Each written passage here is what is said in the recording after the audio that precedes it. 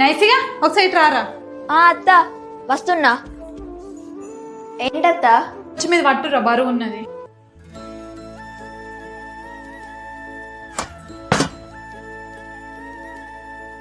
అయ్యో నైసిగా చీరలన్నీ కింద పడతాను, కొంచెం లోపల పెట్టుకోరా.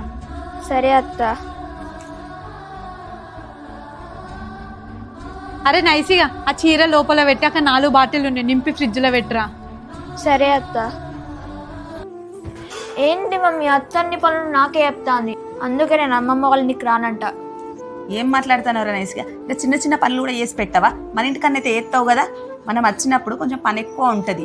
అత్త చెప్పిన తర్వాత చేసుడు కాదు, చెప్పక ముందే అత్త నేను ఏమైనా హెల్ప్ చేయాలా అని అడగాలి.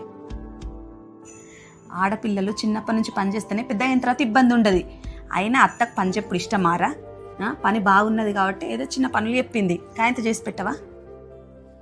మన ఇంటికి కూడా మీ అత్త వాళ్ళ పిల్లలు వచ్చినప్పుడు నేను ఎన్నో పనులు చెప్తా, చేస్తారు కానీ నీ లెక్క అనుకుంటారా? ఇంకా వాళ్ళే వచ్చి అత్త ఏమైనా హెల్ప్ చేయాలా అని అడుగుతారా లేదా? అడుగుతారు మమ్మీ. అత్త నేనే తప్పగా అనుకున్నా. ఆగు మమ్మీ ఇప్పుడు వస్తా. అయ్యో నువ్వెందుకు అడుగుతానవురా? నేను అడుగుతా కదా, నువ్వు లోపలికి పోయి టీవీ చూడుపో. ఏంటత్త గిన్ని గనం బోలు ఉన్నాయి, నువ్వు ఒక్కదానివే అడుగుతావా? నేను హెల్ప్ ఎత్తావు? అయ్యో నా బంగారు తల్లి కదా, అత్తకు పని ఉన్నదని హెల్ప్ చేద్దామని వచ్చింది బంగారం. Download ShareChat.